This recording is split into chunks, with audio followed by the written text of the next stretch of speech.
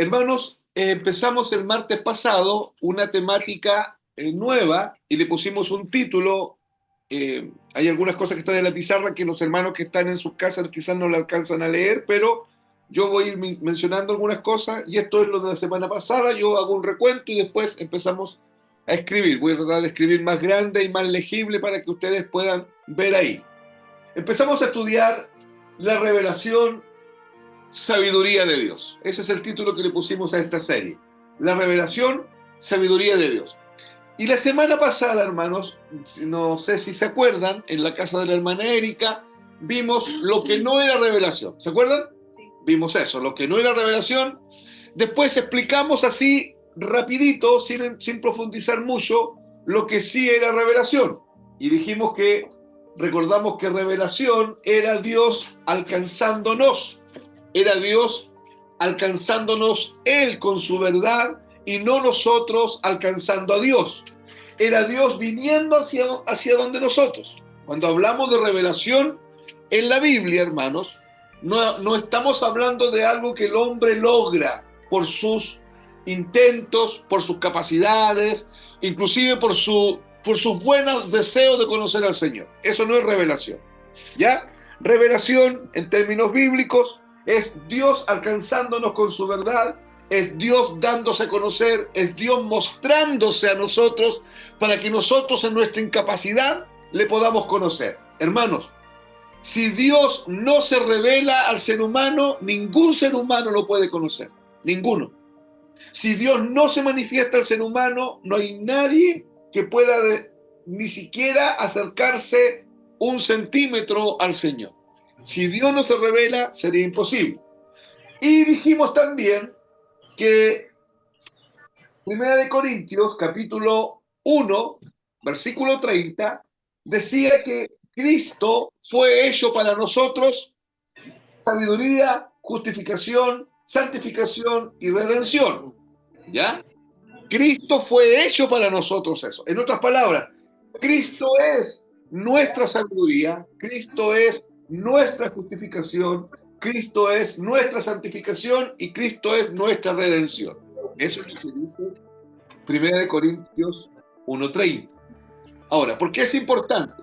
Porque en nuestra cabeza está lo que la religión ha enseñado por años, que la santificación la podemos lograr nosotros, o que tenemos que lograrla nosotros, que la sabiduría o la revelación es algo que llega a nuestra vida por nuestro intento, por nuestra preparación académica, por nuestro deseo, por nuestra dedicación, por nuestra consagración. Eso es lo que la religión ha enseñado. Y eso no es así. La religión ha enseñado que la redención la logramos aceptando a Cristo nosotros, no, tomando una decisión por Cristo. Tampoco es así. Bíblicamente, Cristo fue hecho para nosotros nuestra sabiduría, nuestra justificación, nuestra santificación y nuestra redención. Ya, vimos también, y eso fue a modo de introducción de lo que vamos a ver hoy día, que cuando Pablo fue a predicar a la iglesia de Corinto, no fue como un filósofo, sino que fue como un testigo, porque él dice que fue a comunicar el testimonio de Dios. Es importante esto porque podría haber él escrito ahí que él fue a predicar el evangelio. Y no lo escribió así. No colocó yo fui a predicar el evangelio, sino que dice que yo fui a comunicaros el testimonio de Dios. ¿Por qué es importante como él lo explica? Porque testimonio en la Biblia es la palabra que origina la palabra testigo. Y testigo en griego es marturión. Entonces, ¿qué es un marturión en griego? ¿Es un testimonio o es una declaración? Esa es la primera conceptualización de testimonio o de marturión, que es un testimonio o una declaración. Segundo, un marturión es uno que ha experimentado muerte. Por lo tanto, un marturión sería un mártir. Uno que ha experimentado muerte en su vida. Nadie puede ser marturión si no ha experimentado muerte. Y la palabra mártir es la palabra española para marturión. Un marturión es un testigo, miren esto, que declaraba frente a un tribunal lo que él había experimentado y había visto objetivo y personalmente. Eso es un testigo. Un testigo no, que llega a un tribunal no puede decir, a mí me contaron. El caballero de la esquina me dijo que la viejita de la otra cuadra supo por la señora de la cuadra de allá que la cuestión pasó así. No puede decir eso. El testigo tiene que decir, yo estuve ahí, yo lo viví y yo lo vi. Entonces cuando él dice, yo vengo a comunicaros, o cuando estuve entre vosotros fui a comunicaros el testimonio de Cristo, lo que él está diciendo, yo no les fui a hablar, y hermanos, es sumamente importante que Dios nos hable en estos tiempos que estemos estudiando esto. Porque podríamos hoy día estar repitiendo como papagayo algo que oímos de otro. Y no algo que hemos experimentado. Hoy día, si ustedes entran a las redes sociales, se van a encontrar que hay mucha gente hablando de la cruz. Pareciera que hoy día hablar de la cruz se volvió una moda. Como años atrás era una moda hablar de los profetas y de los apóstoles, y años más atrás era una moda hablar de los ministerios, y años más atrás era una moda hablar de la unción, y años más atrás era una moda hablar de la adoración. Pareciera que ahora hablar de la cruz es un viento más que viene. Y podríamos nosotros estar repitiendo como papagayos cosas que oímos de otros. Y es tan importante que ocurra esto en nuestra vida. Que si Dios nos llamó a ser mártires, marturión, y un marturión es un testigo que declaraba frente a un tribunal lo que él había experimentado y visto objetivo y personalmente. Un marturión no especulaba, ni argumentaba. Porque hoy día, hermanos, algunos creen que predicar el evangelio es argumentar, es llenar de argumentos a la otra persona. Cuando yo trato de argumentar para que la Cintia me entienda, escúchenme, cuando yo, Víctor, trato de argumentar para que la Cintia me entienda, yo lo que estoy diciendo es que yo estoy tratando de convencer a la Cintia. Eso es lo que está pasando. Cuando la Cintia no me entiende por aquí, no me entiende por acá, no me entiende acá, no me entiende acá, y yo argumento y argumento y argumento para que ella me entienda, eso no es predicar el evangelio. Hermanos, ¿quién hace la obra del convencimiento de pecado, de justicia y de juicio? Cristo. Nosotros somos meros mártires, marturiones, que vamos a declarar lo que hemos experimentado. Pero si yo no he pasado por la cruz, no hay nada que decir. El problema es que hay varios que no han pasado por la cruz y que están diciendo mucho. Y cuando eso ocurre, no se libera el poder del evangelio. Porque, hermanos, insisto, hay personas más argumentativas que otras. Ustedes saben eso, ¿cierto? Hay gente muy sencilla para conversar y hay otros que son más complejos y argumentan. Cuando alguien trata de argumentar, o quiere dar su punto de vista, o quiere especular, o quiere dar su opinión de lo acontecido, eso no es un mártir, no es un testigo. Un testigo, insisto, es una persona que iba a un tribunal y él decía lo que él había experimentado y visto objetivo y personalmente. Pablo está diciendo, yo cuando vine a predicar a ustedes el testimonio de Cristo, yo vine primero entendiendo yo en mi vida lo que significaba la cruz, entendiendo yo en mi vida lo que significa este mensaje de sacrificio gratuito. Yo lo experimenté, yo lo viví. No sé si se acuerdan que años atrás, 5, 8, 10 años atrás, decíamos que era necesario haber estado en la cruz con Cristo. ¿De acuerdo? Y parece que es una frase bonita. No es una frase bonita. Es necesario haber estado en la cruz con Cristo. Y usted dice, pero ¿cómo voy a estar en la cruz con Cristo yo si yo nací 2000 años después? El punto es que aquellos que reciben el Evangelio por revelación, el mismo Evangelio los lleva a experimentar esa cruz en su vida. Hermanos, esto es revelación. Revelación no es saber cosas. ¡Oh, que tiene revelaciones, hermano! Porque sabe cosas. Los teólogos saben muchas cosas y la gran mayoría no creen en Dios.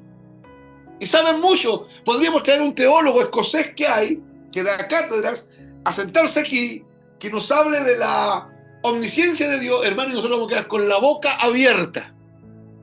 Porque es elocuente al máximo. Pero es ateo. Él termina todo su mensaje y su charla y dice, ese Dios no existe. Yo estoy dando una clase de una ciencia que se llama teología. Yo no creo en ese Dios. Él lo dice en todas sus charlas que él da. Pero cuando él habla, uno queda impactado. O sea, repetir cosas lo podríamos hacer. Necesitamos que esto de experimentar y ver objetivo y personalmente la obra de Cristo en nuestra vida sea una realidad. No especular, no argumentar, porque hermanos, porque si yo no experimento la obra de Cristo en mi vida, la obra de la cruz, yo no voy a poder amar a la Erika como hay que amarla.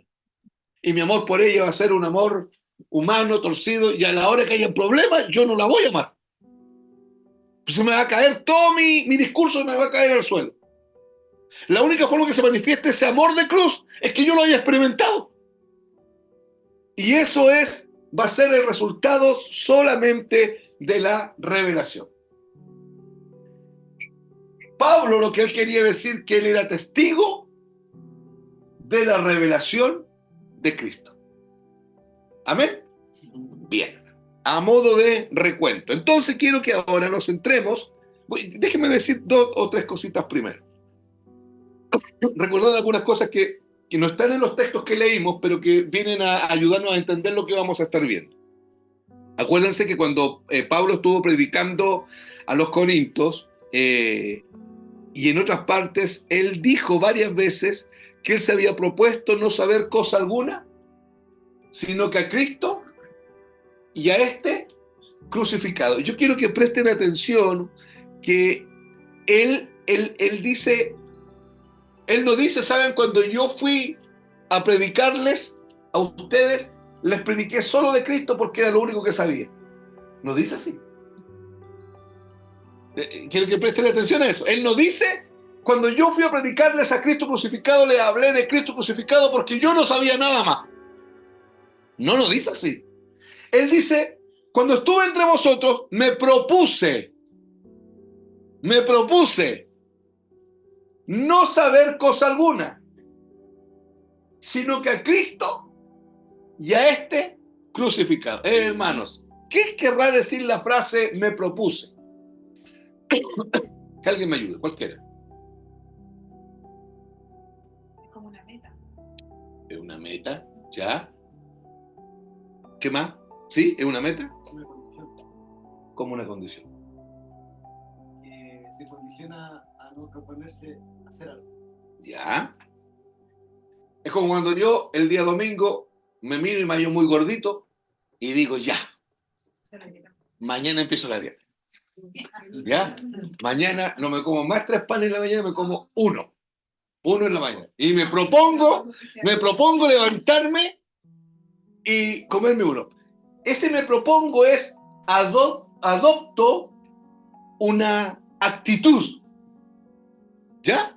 Hermanos, voy a tener que adoptar la actitud. No voy a tener que levantarme y partir derecho. Voy a tener que frenarme de no comerme los otros 2 panes y comerme 1. ¿Me están siguiendo? Me tengo que proponer esto. Hermano, no se distraigan, présteme atención.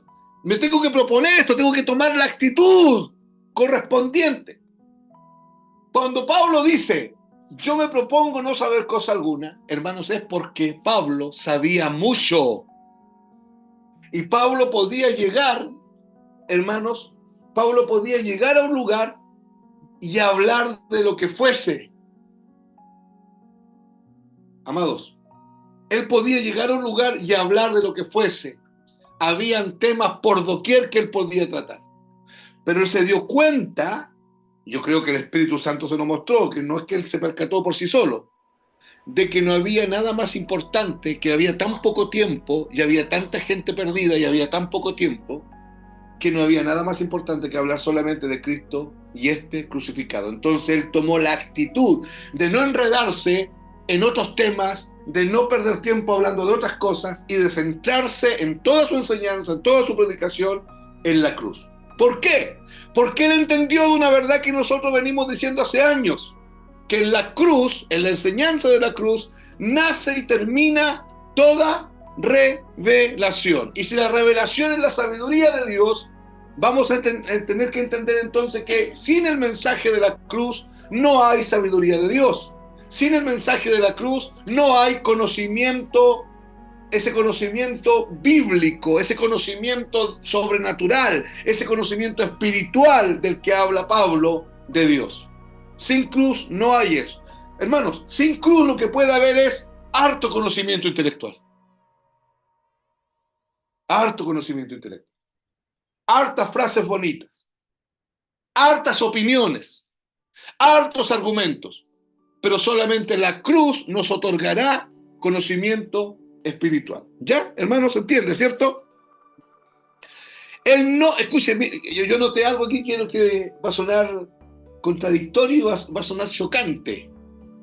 Y a los que vean el video capaz que no les guste en algunas partes. Él no proclamaría ninguna otra cosa sino al Cristo crucificado, resucitado y hecho redentor de los hombres. Él, escuchen esto, él no predicaba acerca de Jesús como el maestro perfecto.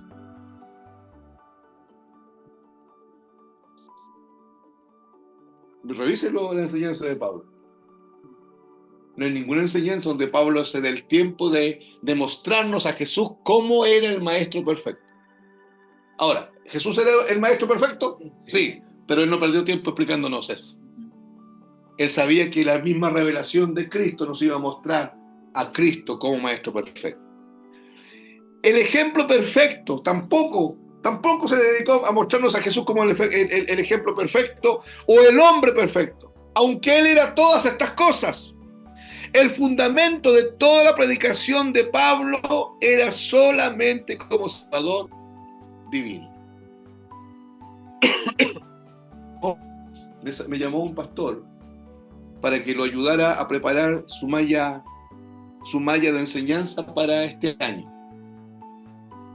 Entonces me la envió antes de ayer y yo se la revisé y él me dijo, hágame los comentarios sinceros, mamá.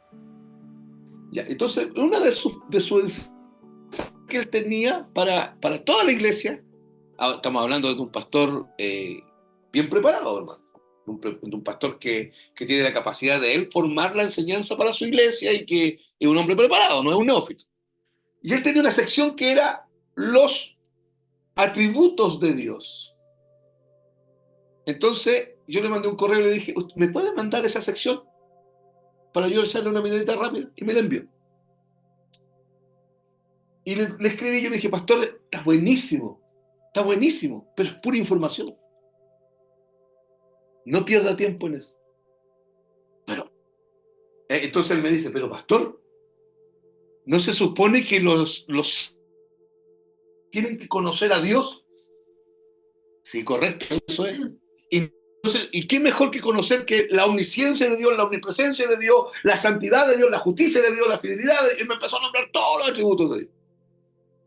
Dije, sí, pero así no lo van a conocer. ¿Pero cómo que no? Si yo vengo y les explico todo lo que es la fidelidad de Dios, ellos van a conocer al Dios fiel. Dije, el problema es que Dios decidió que lo íbamos a conocer a Él a través de Cristo crucificado. Usted quiere ver, le dije, yo le voy a decir algo que no es que no se inventó ahora, no lo descubrí yo, que lo dijo Martín Lutero. En la cruz del Calvario, lo que más brilló fueron los atributos de Dios. Porque en la cruz del Calvario se ve la santidad de Dios, la ira de Dios, la justicia de Dios, la benevolencia de Dios, la misericordia de Dios, el amor de Dios, la gracia de Dios, la justicia de Dios, la longanimidad de Dios, el perdón de Dios. Son muchos atributos que brillan así, dice Martín Lutero. Pero para eso usted tiene que hablar de la obra de la cruz. ¿Me están entendiendo? Hay una frase que no está mal, pero es peligrosa. No está mal, sí, no está mal. No quiero ser arrogante y decir está mal. No está mal, pero es peligrosa. Que es cuando alguien por ahí dice un evangelio que no confronta el pecado no es evangelio. ¿Lo han oído? Y hermanos, usted le puede gritar al pecador que es pecador en su cara. Pero la única forma de que el pecador entienda que es pecador es que él vea lo que su pecado le hizo a Cristo en la cruz. Mientras yo no entienda que mi pecado hizo pedazo el cuerpo de Dios, no entienda por revelación, yo jamás voy a entender mi propio pecado. Y a mí me pueden dar una charla completa del pecado y yo no voy a quedar igual si Cristo, el Cristo crucificado, el Cristo de la cruz, no viene y me revela a él lo que pasó en la cruz. ¿Y qué pasó en la cruz? Mi pecado lo pusieron sobre él y Dios vino y prácticamente lo molió, pero no por su pecado, por mi pecado. El día que yo vea eso, yo voy a entender la maldad de mi pecado. ¿Se entiende? Hermano, ¿se entiende? Es la cruz la que nos va a llevar a entender y a comprender todos estos elementos que pueden estar ocultos para nosotros hoy día. Ya, vamos entonces a 1 Corintios, capítulo 2, que es lo que estamos estudiando. Vanessa, ¿puedes leer 1 Corintios, capítulo 2, pero leer el versículo 1, el 2, no, lee hasta el 5? No, a ver, espérate. Sí, mejor lee la Reina Valera, Vanessa. Vane, lee hasta el 5 nomás. Así que, hermanos, cuando fui a vosotros para anunciaros el testimonio de Dios, no fui con excelencia de palabras o de sabiduría, pues me propuse no saber entre vosotros cosa alguna, sino a Jesucristo y a este crucificado. Y estuve entre vosotros con debilidad y mucho temor y temblor. Y ni mi palabra ni mi predicación fue con palabras persuasivas de humana sabiduría, sino con demostración del Espíritu y de poder, para que vuestra fe no esté fundada en la sabiduría de los hombres, sino en el poder de Dios. Versículo. Hasta el 5, pero quiero que leas de nuevo el 1 y el 2. Así que, hermanos, cuando fui a vosotros para anunciar el testimonio de Dios, no fui con excelencia de palabras o de sabiduría, pues me propuse no saber entre vosotros cosa alguna, sino a Jesucristo y a este crucificado.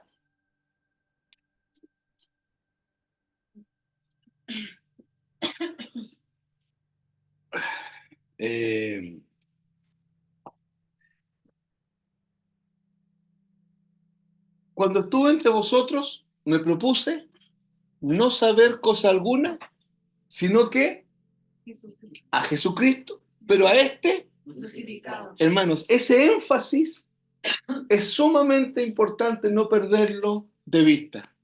Él no fue a hablar de lo que Cristo hizo en Capernaum, en Betania, en Betsaida. Él no se propuso centrarse en los milagros de Cristo, en las señales de Cristo. Él se propuso centrarse en lo que pasó en la cruz del Calvario, en la crucifixión. Desde el momento que lo llevan a la cruz, con la imputación de nuestro pecado, hasta el momento en que Él muere en nuestro lugar, cargando nuestro pecado. Esa fue la fuerza y ese fue el énfasis de lo que Él vino a hacer. Ahora, el otro versículo dice: y estuve entre vosotros con debilidad y mucho temor y temblor. Coloquen ahí entonces, por favor, en su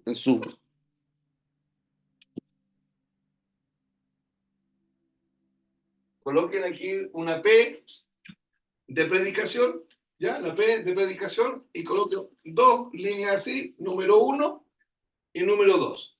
En el número 1 coloquen debilidad, para entender esto que está diciendo Pablo. Temor y temblor, acá en el número 2.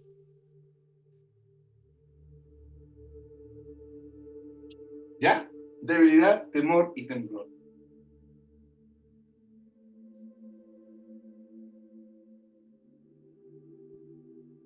¿Ya?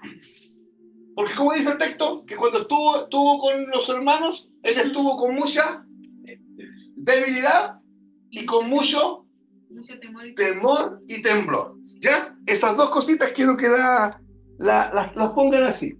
Y ahí en debilidad coloquen al lado dos puntos para explicar esto de la debilidad, para explicarlo.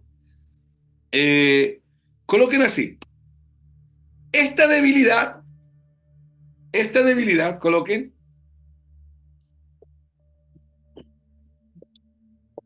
esta debilidad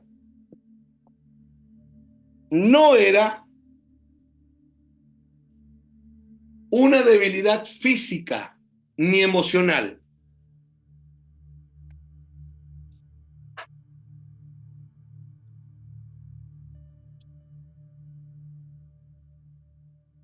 Pablo se está refiriendo ¿a qué debilidad? Se está refiriendo a la debilidad del evangelio. No que el evangelio sea débil, sino que la debilidad que produce el evangelio en nosotros.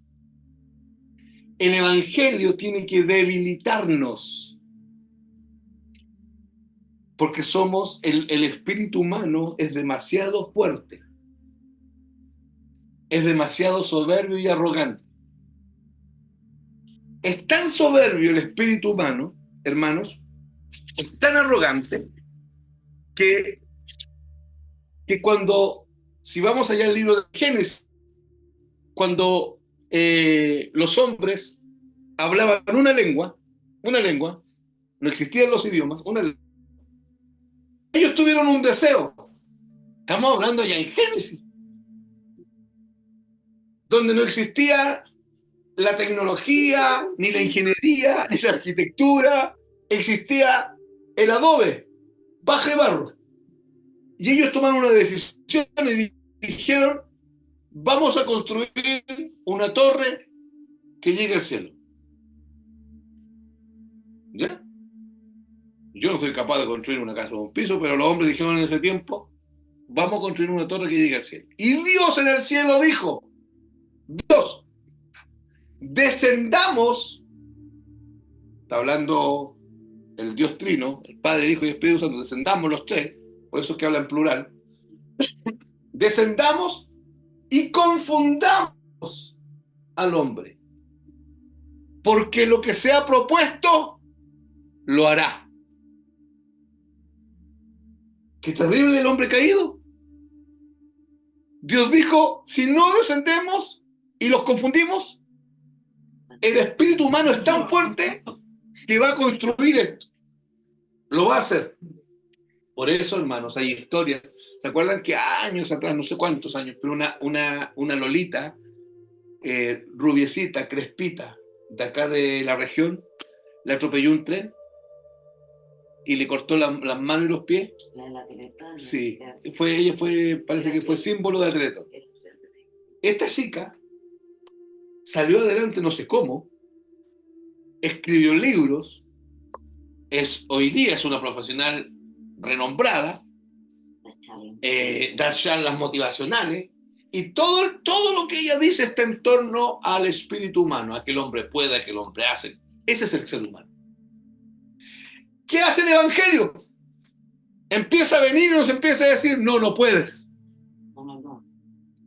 Y usted lleva una vida convencido de que usted puede, de que usted logra, de que usted hace, de que usted se levanta, de que usted no necesita a nadie, que nadie lo ayuda, que si me perdonan, bueno, si no me perdonan tampoco, yo camino, a mí no me importa el resto de la gente, este es el resultado de mi trabajo, de mi esfuerzo, si este se enoja conmigo, bueno, y si no se enoja, bueno, también, a mí no me importa nada, yo soy así, nadie me cambia. Ese es el discurso del ser humano. Y el evangelio viene y empieza a decirnos, no, tú eres débil, tú eres necio, tú no puedes, tú haces mal las cosas, tú lo echas a perder. Si no fuese porque yo estoy separado de mí, nada podéis hacer. Y hermano, y esa es nuestra gran lucha. ¿Se acuerdan al comienzo cuando recibíamos el evangelio? ¿Que ese era nuestro problema? ¿Cómo no vamos a hacer nada? ¿Cómo sí? ¿Cómo eso? Eso tiene que ser metáfora. ¿Cómo que no vamos a hacer nada? ¿Cómo que separado de Dios nada podemos hacer si el hombre que no conoce a Cristo hace tantas cosas? Hermano, el hombre es tan arrogante que en su arrogancia se volvió necio, que se atrevió a decir, no hay Dios. La Biblia dice el necio en su corazón, no hay Dios. Y todos aquellos que dicen, no hay Dios, inclusive nosotros cuando decimos, Dios parece que no está, sabiendo que Dios está, pero los problemas nos llevan a decir, Dios parece que no está, somos necios. Entonces, ¿qué hace el Evangelio? ¿Qué hacía el Evangelio con Pablo?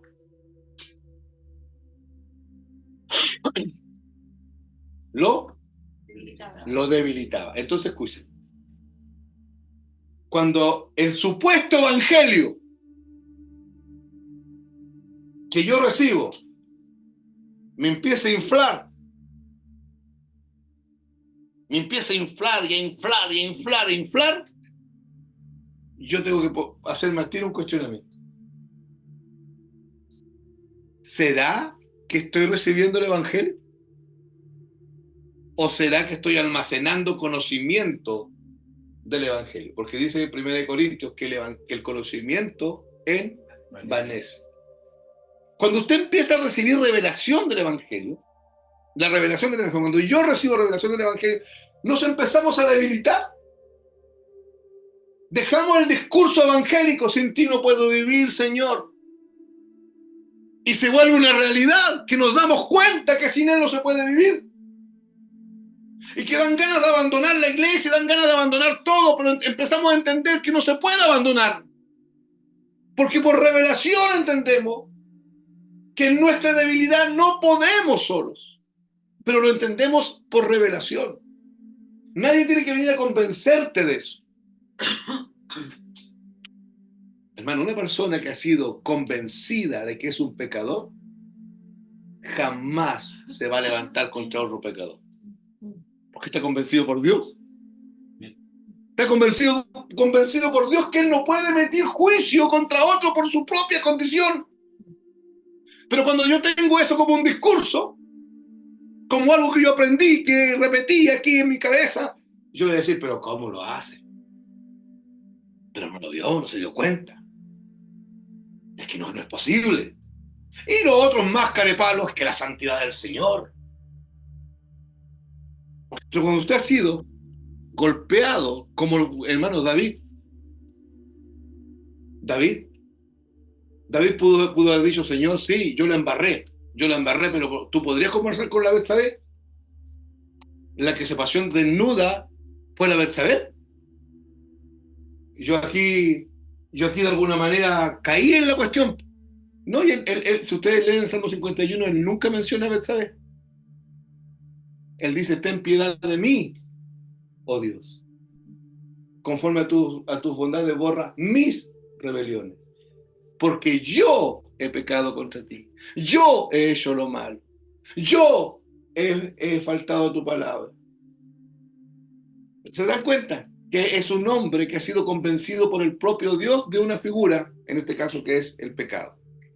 Entonces, cuando hablamos de debilidad, estamos hablando de haber sido, cuando él dice, y estuve entre vosotros con debilidad, nos está hablando de la debilidad del evangelio. Pero escuche, mire la paradoja.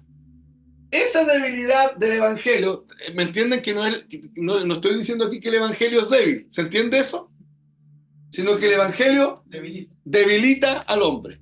Y hermano, por eso es que nosotros no podemos dejar de oír el evangelio. Porque cuando nosotros dejamos de oír el evangelio, el espíritu humano se levanta dentro de nuestro corazón. Es impresionante. Hermano, mire, escuche, un ejemplo básico. El domingo predica el hermano Juez y predica de que el hombre es nada. Y usted dice, amén, amén, amén. No, la palabra buena. El otro domingo predica Ronnie. Y el Señor lo lleva a predicar de que el hombre es nada. Y usted, amén, amén. Buena la palabra. Sí, sí, sí, buena, buena. El otro domingo predico yo de que el hombre es nada. Y usted, sí, buena la palabra. Sí, está bien. La Biblia lo dice. Es así. El otro domingo predica Marco de que el hombre es nada. Sí, no es nada, pero... ¿Y no hay otro tema? ¿Y no hay otro tema? ¿Y no hay otra cosa? ¿Por qué no hablan de la ceguera espiritual? Y el otro domingo predica Nico, el hombre es nada. Sí.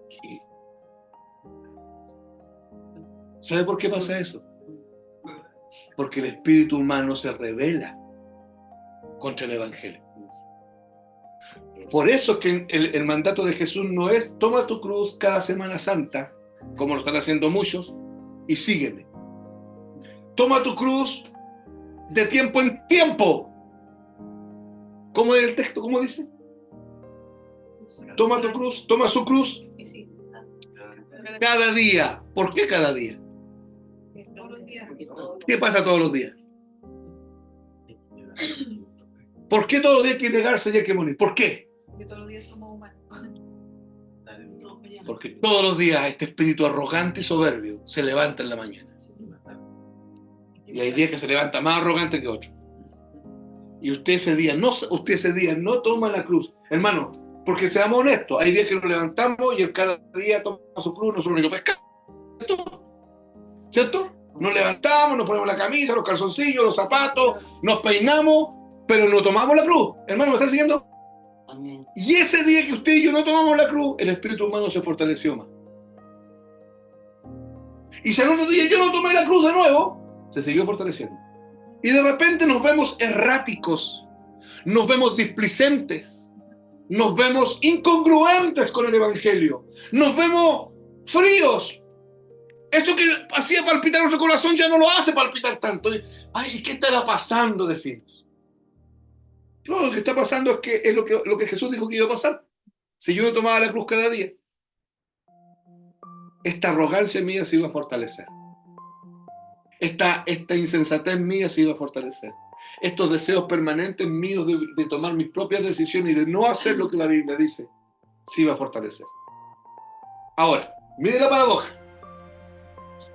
El Evangelio produce debilidad en nosotros por medio de la revelación, pero esa debilidad realmente, según el Evangelio, hermanos, realmente es poder de Dios.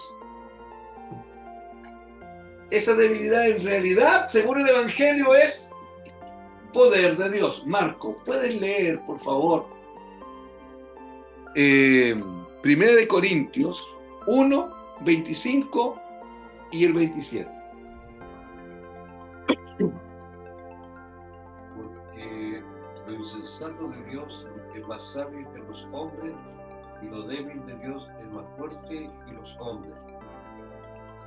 27 dice, sino que lo necio del mundo escogió Dios para avergonzar a los sabios, y lo débil del mundo escogió Dios para avergonzar a los fuertes. Yeah. Hermanos, cuando Él nos llamó, ninguno de nosotros pensaba que era débil. El Evangelio nos llamó, nos golpeó contra la cruz, nos tiró al suelo, nos mató y en el suelo nos dijo, eres débil.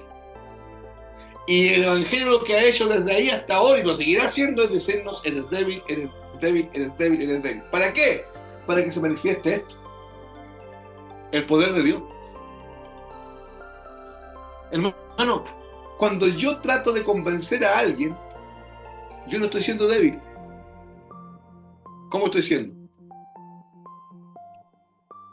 Cuando yo trato de convencer. Fuerte. Y si hay fortaleza mía, ¿está esto? No. ¿Por qué esto? ¿Cuándo está? Cuando hay debilidad. ¿Y el hombre es débil por naturaleza? No. ¿Quién tiene que debilitarlo? El Evangelio. ¿Entiende? ¿Está entendiendo por qué necesitamos la revelación? Aquí no se trata de venir en nada, hermano, en ningún asunto, de venir y argumentar, en ningún asunto. Porque si el Espíritu de Dios no te convence de algo, no hay nadie que lo pueda hacer. Nadie, ni el más elocuente de los predicadores. Si el Espíritu de Dios no te convence. Y el Espíritu de Dios va a respaldar solamente aquello que está encasillado en el Evangelio, porque ese es el poder de Dios. ¿Vamos bien hasta acá? Ya.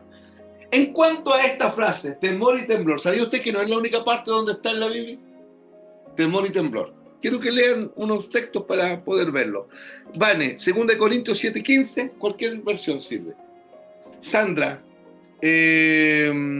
Efesios 6:5, Nicolás, Filipenses 2:12. Léanlo rapidito nomás. Efesios 6:5 y Filipenses 2:12. Ya vale. Ahora Él se preocupa por ustedes más que nunca cuando recuerda cómo todos lo obedecieron y cómo lo recibieron con tanto temor y profundo respeto. Ya, ahí en la versión Reina Valera dice con tanto temor y temblor. Ya, pero consideren ese profundo respeto. Ese temblor, considérenlo como dice ahí, como profundo respeto. Ya, otro texto. El de Efesios 6:5. Siervos, obedeced a vuestros amos terrenales con temor y temblor, con sencillez de vuestro corazón, como a Cristo. Ya, otra vez aparece la frase ahí, pero fíjense que en una orden bien del día a día. A los empleados, Dios les dice, todos los que son empleados, obedezcan a su jefe con temor y temblor. ¿Qué estará diciendo el texto aquí? ¿Y qué estará diciendo el texto allá? ¿Será lo mismo? Porque la frase la usa Pablo en las 3 ocasiones. ¿Y Filipenses 2:12? Tanto, amados míos, como siempre habéis obedecido, no como en mi presente solamente, sino mucho más ahora en mi ausencia. Ocupaos en vuestra salvación con temor y temblor. Ya, ahora aquí Pablo pone un tema más quizá el tema más importante de todo, nuestra salvación. Y dice que hay que ocuparnos de nuestra salvación con temor y temblor.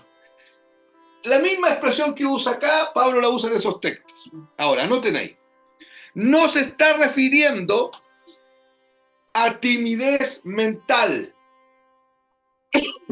o algún tipo de estremecimiento físico, porque los temblores son estos, ¿cierto? Un temblor es cuando uno tiene fiebre, hay temblores en el cuerpo. No se está refiriendo a eso, ni a una timidez mental, ni a un estremecimiento físico. No es que dice, oye, ocúpense de su salvación, estremeciéndose en el cuerpo. O sirvan a sus amos estremeciéndose en el cuerpo. No está diciendo eso. En ninguna parte está diciendo eso. Ahora, hermanos, no es que Pablo cuando predicaba, él estaba lleno de miedo, por temor.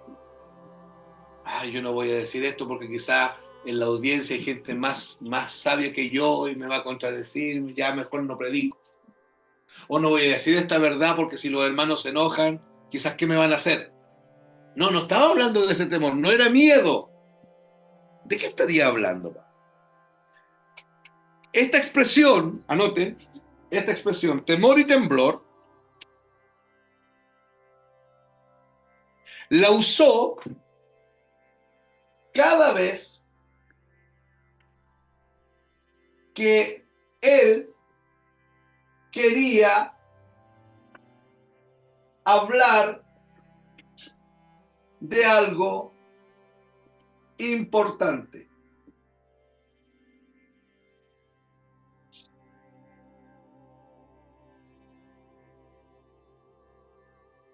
Esa expresión denotaba la profunda preocupación que él tenía. Tenemos que ir aclarando estos puntos, no profunda preocupación que él tenía. Ya sea, por ejemplo, a él le preocupaba cuando fue a la iglesia de Corinto, se encontró con que los siervos no estaban ni ahí con los amos, que se rebelaban porque ahora ellos eran libres, ¿ya? Y se encontraron con que patrones de ellos eran hermanos en Cristo. Y los siervos se los echaron al bolsillo, que ahora eran los hermanos. Y Pablo viene y le dice, no, este asunto me preocupó. Esto puede dejar muy mal a Cristo. Así que en su relación de siervos amos, relaciónense con temor y temblor. Este asunto me preocupó realmente. El tema de la salvación, la displicencia con que ustedes ven la salvación me preocupó. Preocúpense con temor y temblor, o sea, tengan una profunda preocupación. Eso es lo que dice el texto. ¿De acuerdo? Y estuvo entre vosotros con debilidad y mucho temor y temblor, y ni mi palabra ni mi predicación fue con palabras persuasivas de humana sabiduría, sino que con demostración del Espíritu.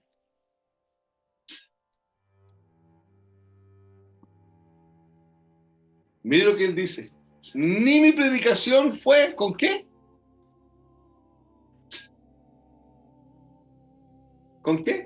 Palabras persuasivas. Con palabras persuasivas. Hermanos, Pablo no quiso persuadir a la gente. Y hermanos, nosotros podemos ser tentados a eso, por el diablo, a persuadir, que es parecido a convencer, pero no es lo mismo. A persuadir a la gente.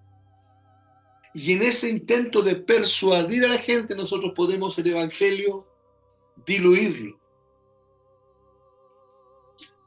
quitarle el poder que tiene. Por eso es que es tan importante, insisto, que seamos testigos del evangelio, que lo hayamos experimentado, para nosotros no andar diluyendo la verdad bíblica. Hermano, sacarle un poquitito, usted se relaciona con harta gente, ¿cierto? Familiares, amigos, compañeros, conocidos, ya, no sé. Y me imagino que usted, cuando se relaciona, trata de compartir el evangelio. Cuando usted trata de compartir el evangelio, y si usted encuentra oposición, vamos a ser tentados para poder persuadirlo, a bajarle un poquitito el peso que tiene el evangelio. ¿Ya? Y le vamos a decir, ya, bueno, sí, mire, si tú le puedes abrir el corazón al Señor. Ya, porque el otro está enojado porque usted dijo que no se podía abrir el corazón. Entonces, para persuadirlo, dice, sí, bueno, sí, es el mismo Señor el que te hace abrir el corazón. La arreglamos nosotros, porque queremos persuadirlo. Pero hermano, cuando usted dice eso, usted le sienta aquí arriba en la mente a esa persona algo equivocado, que él puede abrir el corazón. Y él lleva tantos años oyendo que hay que abrir el corazón al Señor, que hay que decidir por Cristo, que hay que entregarse a Cristo, que hay que venir a Cristo, que esa idea se va a sentar con fuerza. Pero si usted insiste, no. Tú necesitas conocer al Señor, recibir a Cristo, pero si Cristo no se revela a tu vida, tú no puedes hacer nada. Cuando el oyente oye eso, hermano, es complejo, porque usted lo deja jaque mate. Pero, ¿sabe lo que está pasando con él? Está siendo debilitado. ¿Para qué? ¿Para que experimente qué? El poder de Dios. ¿Que viene por medio de qué? Y empieza a recibir revelación del Evangelio. Pero vamos a ser persuadidos a persuadir. ¿Y a persuadir con qué? ¿Cómo dice el texto ahí? Con palabras ¿de qué? De humana sabiduría.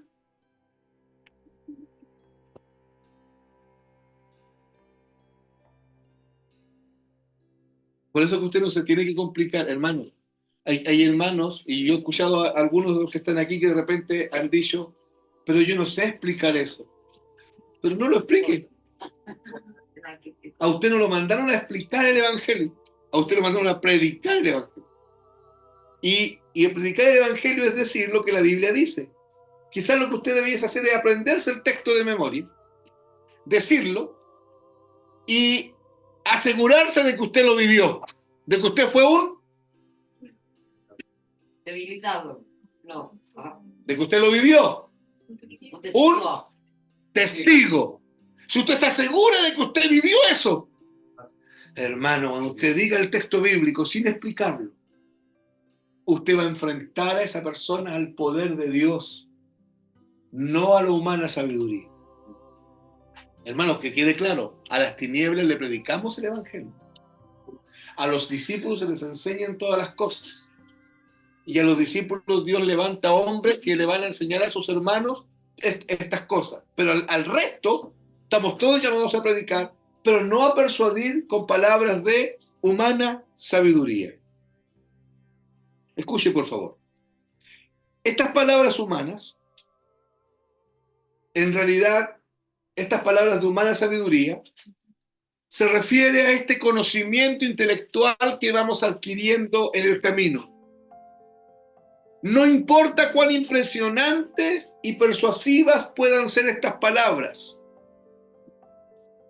Si yo las uso, escuche, si yo uso estas palabras persuasivas, si usted las usa, vamos a despojar al Evangelio del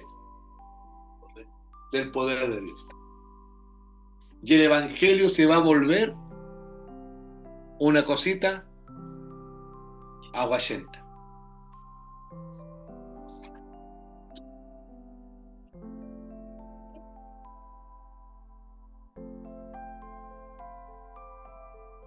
¿Usted ha comido alguna vez una cazuela de pollo de campo hecha en el campo? Sí. Uno queda aturdido con eso. Es tan injundiosa, pero uno de verdad que queda, si uno se come un plato, uno queda... porque se siente todo eso en el cuerpo. ¿Usted ha estado hospitalizado y ha comido la sopa de sémola que le dan a uno?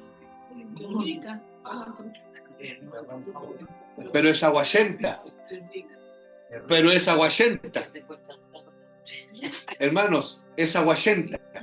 Tiene un poquito de esto, un poquito de esto otro, no tiene sal. Es una cosa descolorida. Ya, hermanos, eso está pasando con el Evangelio hoy día.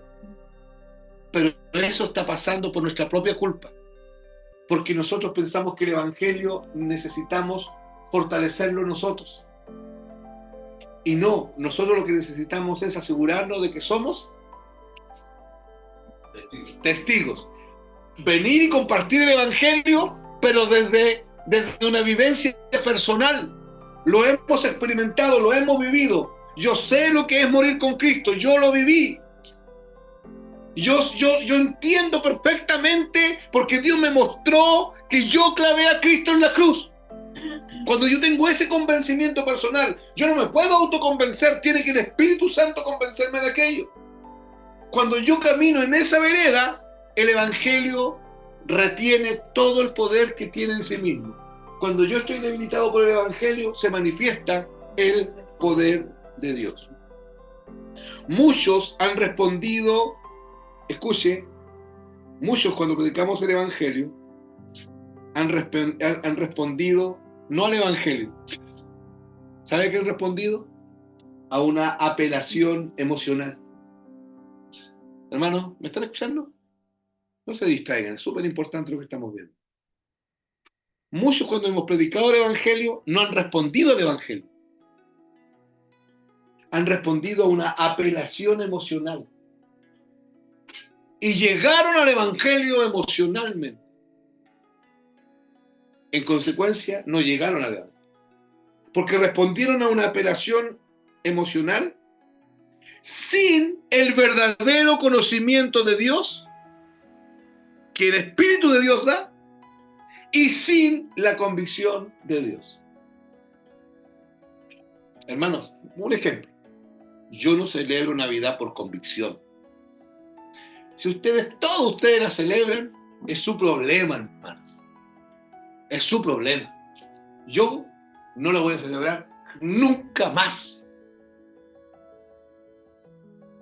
Yo no, si ustedes la dejan, si ustedes la empiezan a celebrar, yo no voy a decir por el camino, shoot, parece que me equivoqué. Ya están todos celebrándola, yo también. Sí. Son literalistas. Hermanos, porque la convicción es Dios afectando todo tu ser interno. Si usted va a ofrendar algo a la iglesia y usted se atreve a pedirlo después,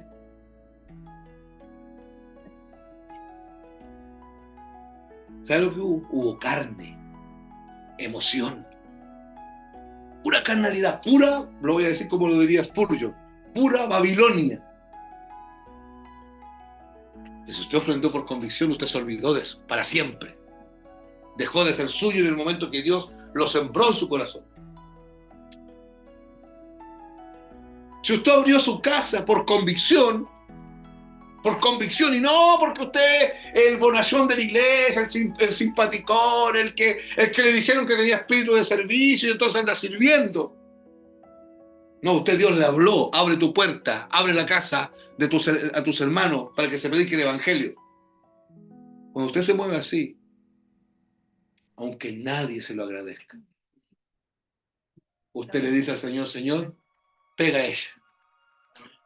Hice lo que tú me dijiste en mi corazón.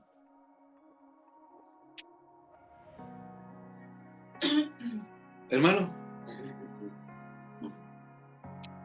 Jonás, si lo tratamos de estudiar a Jonás por medio de los cánones religiosos, Jonás fue un verdadero fracaso. ¿Para qué son levantados los profetas? Para traer la voz de Dios al pueblo, ¿cierto? Pero para que el pueblo se... Cuando Jonás predicó, nadie se arrepintió y él se enojó. Y cuando Dios le dijo, ¿ya Jonás de nuevo? No, yo no voy a ir si estos compadres no se arrepienten. Jonás es un fracaso, ¿no? Pero cuando Jonás entendió de qué se trataba el asunto, cuando él entendió de que él había sido llamado para traer la voz de Dios, se arrepintieran o no se arrepintieran, empezó a hacer el trabajo. Hermano, ¿qué pasa si tomamos la vida de Jesús? La iglesia de Jesús. La iglesia de Jesús tenía 12 miembros. 12 miembros. Uno andaba siempre armado. Pedro. Por ahí en algún momento a Pedro se le arrancaron las cabras para el monte, le cortó la oreja a Malco. Había otro, hermanos, que constantemente sacaba la plata del tesoro. Y Jesús, que era Dios, lo sabía y lo puso a él a cuidar del tesoro. Había otro, se recortaba. Y había otro que no seguía a Jesús por amor al evangelio. Era un celote, Jacobo. Lo seguía para poder adherir a Jesús a un movimiento y poder hacer un acto, una sedición estatal contra Roma. Una institución. ¿Ya? Cuando Jesús muere, hermano, cuando Jesús muere, no hay ninguno de los feligreses de la iglesia. ¿Es un fracaso ese ministerio desde el punto de vista religioso? Sí. Y Jesús nos dijo en la cruz,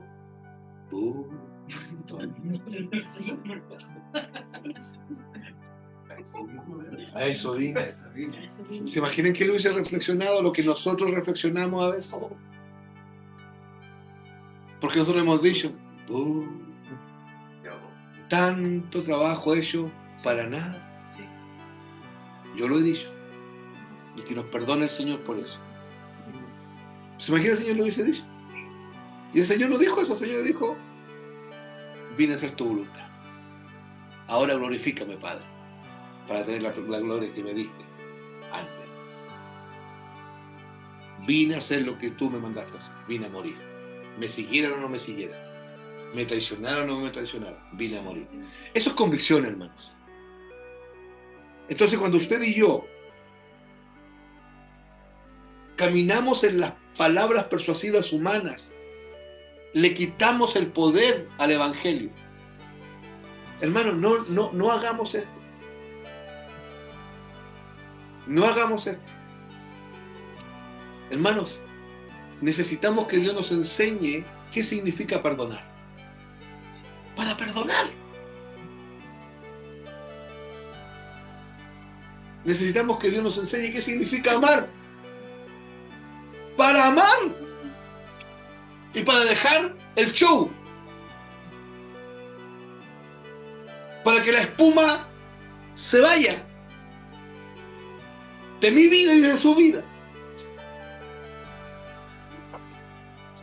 Necesitamos revelación. En otras palabras, necesitamos sabiduría de Dios. En otras palabras, necesitamos a Cristo, porque Cristo fue hecho para nosotros sabiduría de Dios. ¿Estamos bien, hermanos? ¿O no? Quiero leer algo que escribió John Stott. John Stott es el que escribió el libro La Cruz de Cristo. Ya, si alguna vez lo pueden comprar, sería bueno. John Stott. Miren lo que escribió. Parece que la única predicación que Dios honra, esto escribió él, yo lo anoté textual. Parece que la única predicación que Dios honra es aquella, que por medio de su sabiduría y poder son expresados. Por medio de su sabiduría, de la sabiduría de Dios y del poder de Dios son expresados. Es la predicación del hombre que está dispuesto a ser débil y tonto permanentemente. Nosotros no estamos de ahí, estamos dispuestos a eso.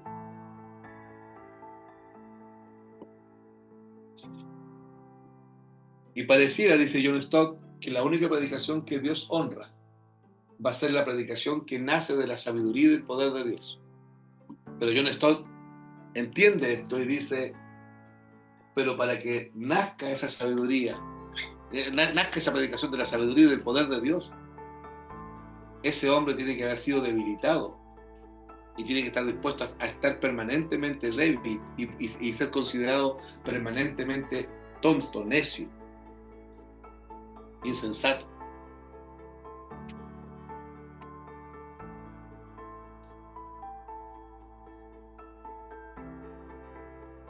Si Dios no nos revela las verdades bíblicas, hermanos, nosotros vamos a andar sonando así,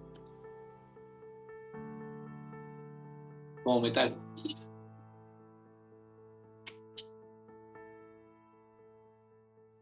Por eso dice la Biblia, el que no ama es como címbalo que retiñe, que resuena. Pero ¿y cómo amamos?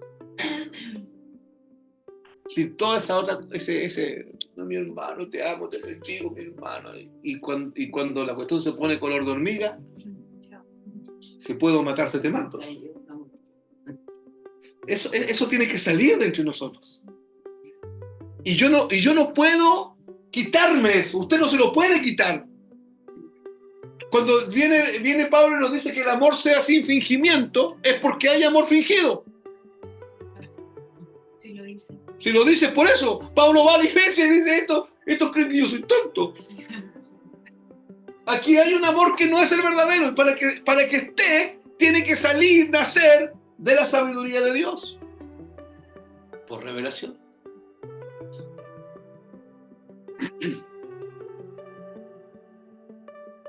Los corintios estaban necesitados de la demostración del espíritu y del poder. Hubieron hartos años en nuestra ignorancia, voy a hablar de mí, no. Hubieron hartos años en mi ignorancia, que cuando yo leía esta parte que él predicaba, que Pablo predicaba desde la sabiduría de Dios, no con palabras humanas persuasivas, con sabiduría humana, sino que con demostración del espíritu y poder, mi cabeza estaba apuntando a la demostración del espíritu. No era así, ¿no? a que tenían que pasar cosas en el culto, a que tenían que hacer algo diferente, a que tienen que haber sanidades, milagros, dones manifestados, porque demostración del espíritu, hermano. Eso abarca todo, no solamente la predicación, sino que la alabanza, la que todo, había que eso era lo que estaba en nuestra cabeza. Pero hermano, la Biblia no está hablando de eso aquí. La demostración del Espíritu no son las lenguas, no son los dones de profecía, no son las sanidades, no son los milagros que Dios los hace y que pasen y que son de una tremenda bendición. Pero la demostración del Espíritu no es eso. El contexto del que me está hablando es una demostración del Espíritu afectando mi vida, debilitando permanentemente y trayendo la vida de Cristo, haciéndola manifiesta, demostrando la vida de Cristo. Y eso es revelación. Donde usted vaya va a oír decir, practica el Evangelio, vívalo, vívalo, muestra a Cristo.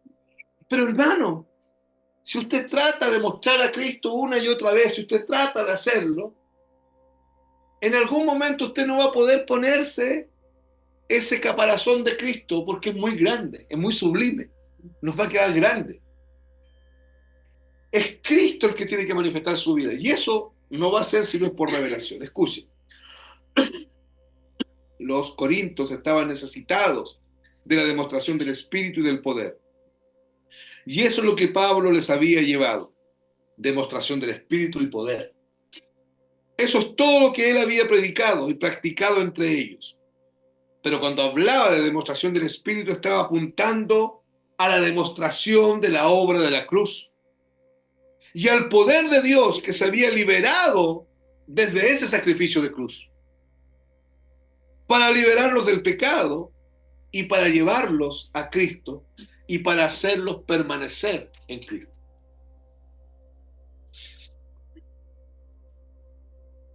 Hemos permanecido en el Señor. Pero hermano, ese hemos permanecido en el Señor, usted tiene que entenderlo como el Señor nos ha hecho permanecer. Porque no hay forma como yo permanezca. Este lenguaje que se usa tradicionalmente en el mundo evangélico, tómate fuerte de la mano del Señor.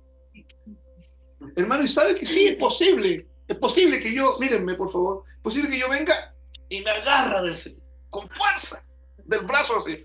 Pero después de un tiempo, me voy a cansar de ese agarre y me va a pasar esto. Bíblicamente es, el brazo del Señor nos ha cortado para salvar. Y si te agarra el Señor, es otra cosa.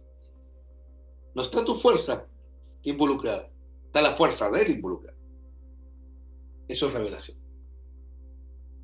Él haciéndolo en usted.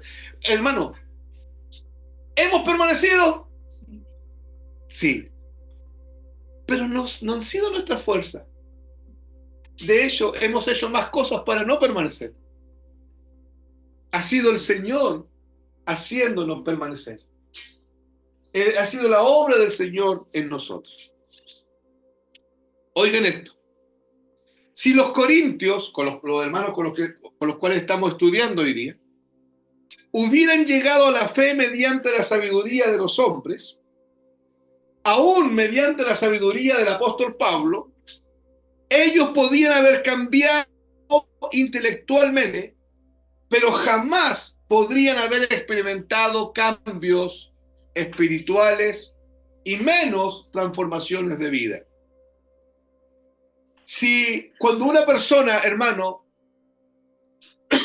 recibe el Evangelio desde las emociones o desde la sabiduría humana con la cual ha sido persuadido, esa persona realmente está todavía muerto espiritualmente y no habría ninguna posibilidad para él. Por eso, creo que es necesario recordar algo. Ser congregación no es lo mismo que ser iglesia.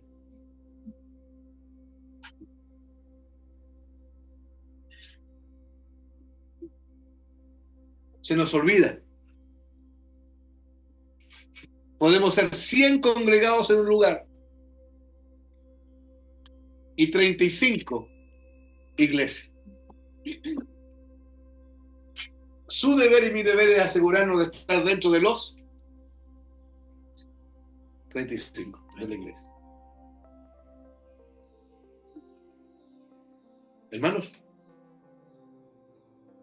Hermanos, hay cosas que son invariables, incambiables. Si yo no perdono a Vanessa, por lo que sé, yo no. Y aunque aquí yo, a pie junto, aseguro que soy hijo de Dios, yo no entro así. Perdonar a alguien es determinante en pasar la eternidad juntos. Porque, hermanos, van a pasar la eternidad los que son uno con Cristo. Ahora la pregunta es, ¿qué cree usted que va a pasar en el cielo? Que vamos a llegar allá, Vanessa y yo, enojados los dos. Enojados aquí, 20 años enojados. No, ni nos mirábamos. Y vamos a llegar al cielo los dos ya. ¿Y el Señor usted cree que va a hacer la vista gorda? Que eso iba a decir, chuta, entraron todos, pero esos dos entraron enredados.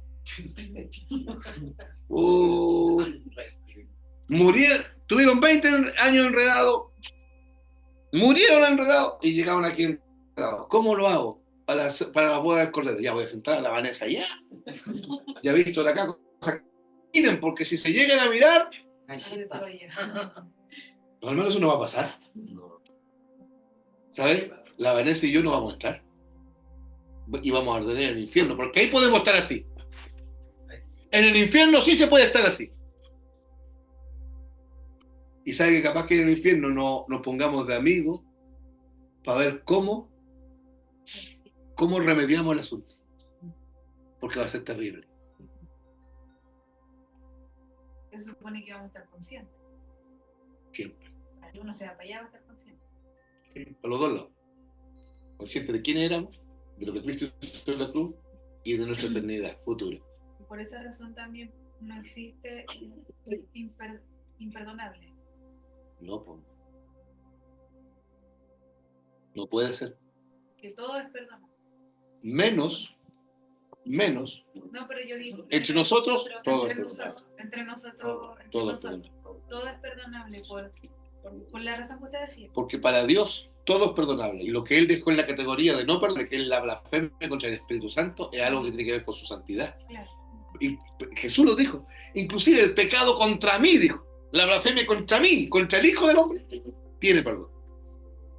Está relacionada igual con la... Sí. Claro. Se va en contra de... Sí. Eso no tiene perdón. Es que eso ya no hay vuelta. Sí, pues eso es decir, no quiero esto. Claro. No me importa este sacrificio. Pero es que estás pisoteando la sangre. La pisoteo porque no me importa. No quiero. Así de simple, yo no lo quiero. ¿Qué ibas a preguntar? Ya, uno que no es de la iglesia y otro que es parte de la iglesia. Si yo no perdono, en este caso a mi padre, que fue violador, que me violó, ¿qué pasa conmigo? El que sea, el perdón no es para esto o para esto otro. El perdón es una cosa transversal. Si yo lo perdono, yo estoy en problema. Ya, y nada que ver, un paréntesis. ¿Y el honrar padre y madre, en qué queda en esa situación? Es que el honrar es otra cosa. El honrar tiene que ver con, la palabra honrar viene de honorario y tiene que ver con responder como hijo en ayuda económica a mi padre. Cuando yo pueda ayudarlo económicamente, estirarle la mano, lo que pueda. Obviamente que si no puedo comprarle una casa, no, pero si puedo comprarle un par de zapatos, sí.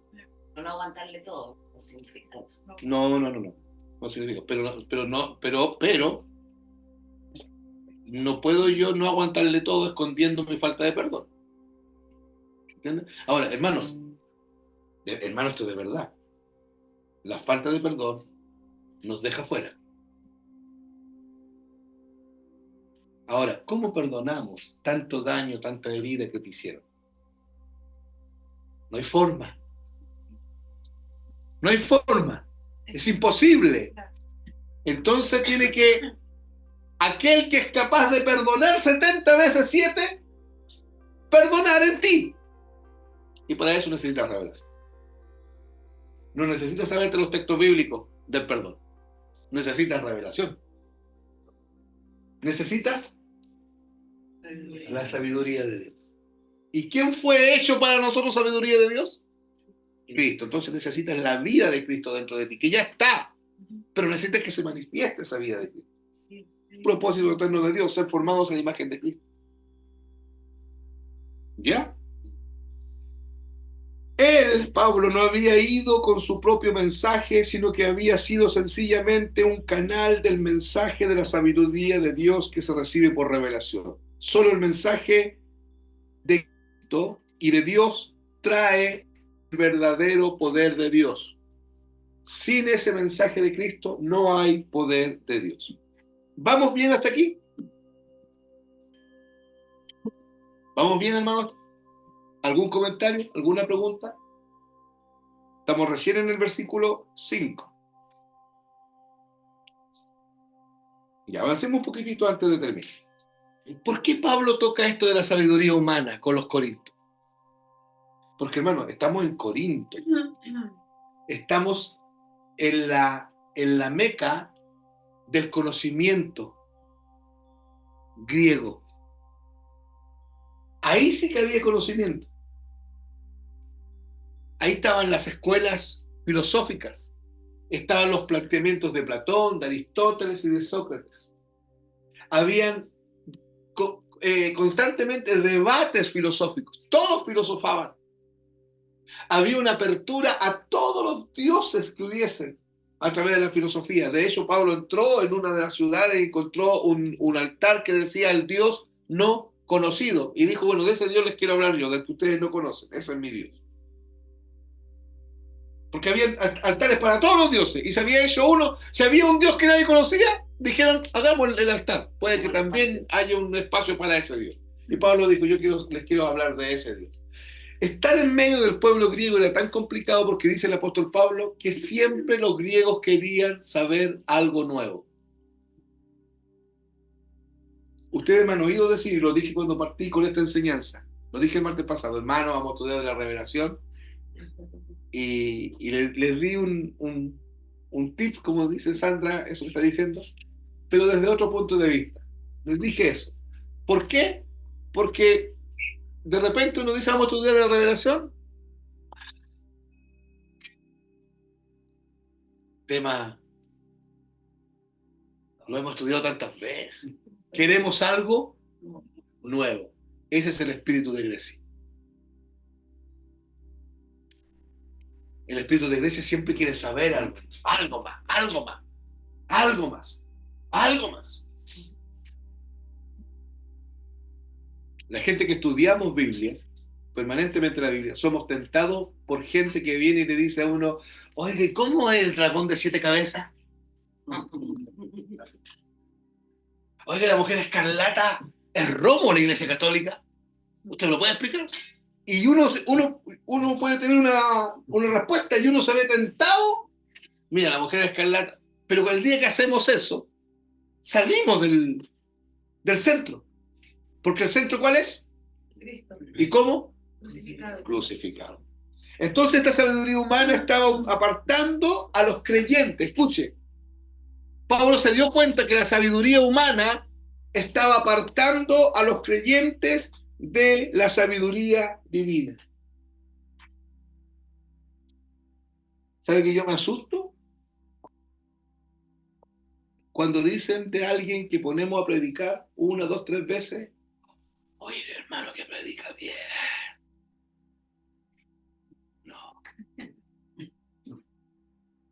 No, hermano, sabe que es peligroso. Porque esa declaración lo que está haciendo esa persona es expresando que quedó fascinada con lo rimbombante de las palabras humanas. Porque un predicador, hermano, se hace con los años. Un predicador del evangelio es probado por los años. Un predicador del evangelio, para que predique bien, primero tiene que predicar un montón de veces mal. Y tiene que decir cosas que no son, para después pedir perdón y decir, no, yo estaba equivocado, era así. Pablo entró a la iglesia de Corinto y se percató que había un problema. ¿Cuál era el problema? La sabiduría humana estaba apartando a los creyentes de la verdadera sabiduría. Por eso es que viene y le dice, cuando vine yo a predicarle a ustedes, años atrás, yo no vine con palabras humanas persuasivas. Vine con demostración del Espíritu y del poder. ¿Qué les pasó? Porque se da cuenta de esto y ve que hay un problema con la unidad en la iglesia. Escuche, producto de la sabiduría humana. Y hay otro problema con el crecimiento espiritual de la iglesia. Producto de la sabiduría humana. O sea, la sabiduría humana estaba quebrando la unidad. La sabiduría humana estaba evitando el crecimiento espiritual. Y la sabiduría humana estaba apartando a los creyentes de la sabiduría divina. Mi pregunta que les hago yo, ¿es compleja la sabiduría humana o no? Sí, sí, sí. Porque la sabiduría humana no se sujeta. Argumenta.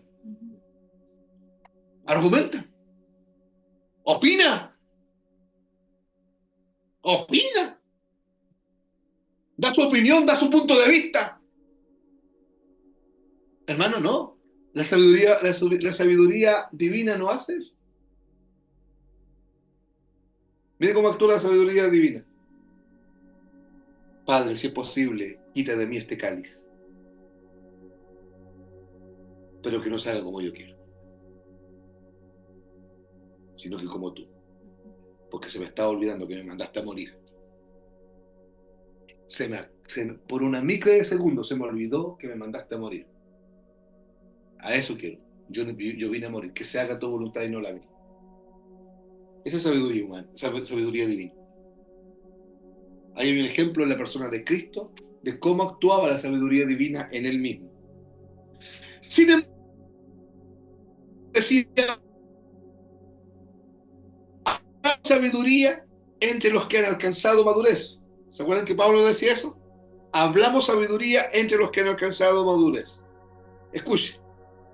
Por ser falsa, la sabiduría humana es un gran obstáculo para el evangelio. No sé si está quedando claro, pero la sabiduría humana es falsa. Puede sonar rimbombante, puede sonar apoteósica, pero es falsa. La sabiduría divina es más sencilla, por ratos parece no muy interesante a la mente humana, pero es la verdadera. Y hermanos, esta sabiduría humana que es falsa es un gran obstáculo para el evangelio. La sabiduría divina, por lo tanto la verdadera, hace que el evangelio fluya porque la sabiduría misma viene del evangelio. Por lo tanto, como viene del evangelio, es provista por el evangelio, la misma sabiduría hace que el evangelio siga fluyendo dentro de uno. Pero la sabiduría divina es la verdadera, la humana es la falsa. Para los creyentes, Cristo es poder de Dios y sabiduría de Dios. ¿Quién puede leer Primera de Corintios 1:24? Por favor. Más. para-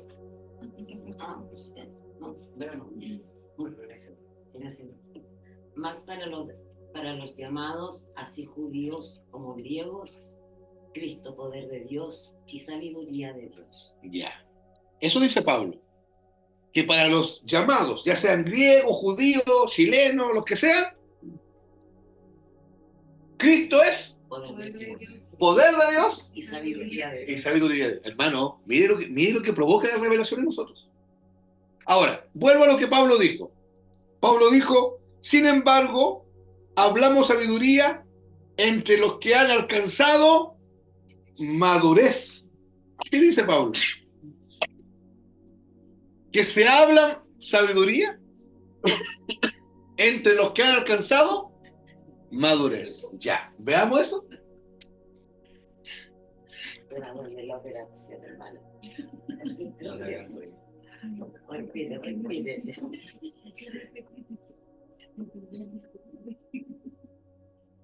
Hermano Víctor, ¿le Ya, puedo hacer una? sí. ¿Cómo lo hacemos nosotros los cristianos para Porque, por ejemplo, bueno, yo no estoy trabajando, pero, por ejemplo, me pongo en el caso de que si estuviera trabajando, eh, el sistema a uno le pide estar como siempre preparándose, estudiando.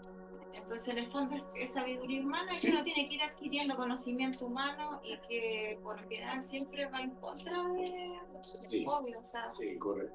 Entonces, ¿cómo uno puede congeniar eso? Porque de alguna otra forma estamos acá, tenemos que igual de alguna forma tener como la competencia a través de del conocimiento que nos dan las carreras, ¿cierto? Nuestros estudios. Pero ¿cómo congeniamos eso con lo otro? Porque es complicado, porque en el fondo eso lo tiene que transmitir, lo tiene que enseñar o lo tiene que de alguna forma hablar. ¿Y cómo lo hacemos? Ya. O definitivamente Queda dejamos fuera. todo. Ya. ¿Qué hacemos? Buena pregunta. Yo creo que para responder esa pregunta hay que considerar 4 o 5 aristas. Primera cosa que hay que considerar es que estamos en el mundo, pero no somos del mundo, pero estamos. Ese estamos es determinante. O sea, fuimos puestos por Dios en el mundo para movernos en el mundo. Lo que la Iglesia Católica entendió mal de irse allá a un monasterio y apartarse del mundo, eso está mal. Nosotros fuimos llamados a vivir nuestro cristianismo, nuestra fe, en medio del mundo. Ya. Entonces, en medio del mundo, soy profesor, soy ingeniero, soy psicopedagoga, soy abogado, soy doctor, soy dueña de casa. Y desde esos roles yo me muevo con la gente. Obviamente, por ejemplo, la preparación, la sabiduría humana que recibe una dueña de casa, por ejemplo, la dueña de casa entra a YouTube a ver el tutorial cómo se hace la empanada de horno. Porque lo sabe hacer, pero ahí recibe información y aprende. Esa información no es tan dañina para su fe como la de un profesional que tiene que entrar en aprender cosas que son de carácter netamente secular y otras que son de carácter secular, pero que tocan tangencialmente puntos de vista de Dios. ¿Cierto? Ya. ¿Cómo lo hacemos nosotros? ¿No estudiamos, no?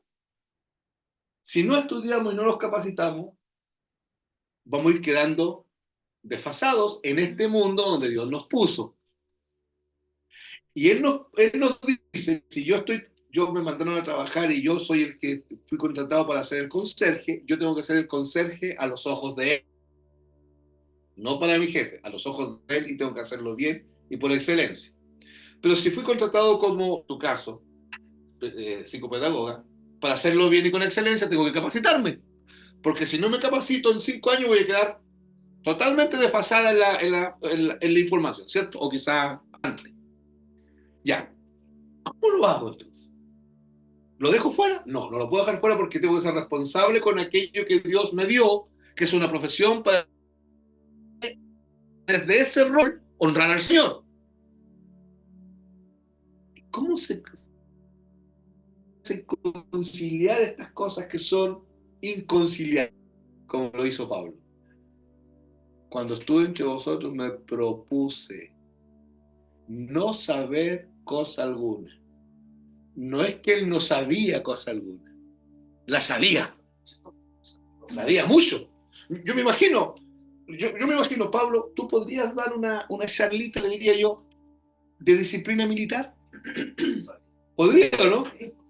Era el capitán de la compañía la italiana. ¿Tú podrías dar, Pablo, una charlita de una estrategia de guerra? Sabía. Tú podrías dar, los capitanes encargados de sus legiones en la batalla. 1, 2, 3, 4 técnicas de ataque, por ejemplo. ¿Tú podrías dar, Pablo, una serie de técnicas de ataque? Claro que puedo. Pablo, ¿tú podrías hablar del mayor de los mandamientos? Claro, porque soy fariseo dentro de los fariseos. Puedo, no hay ningún problema. ¿Tú podrías hablarnos de los alimentos inmundos de los judíos? Claro, si soy fariseo dentro de los fariseos. ¿Podía Pablo hacer eso?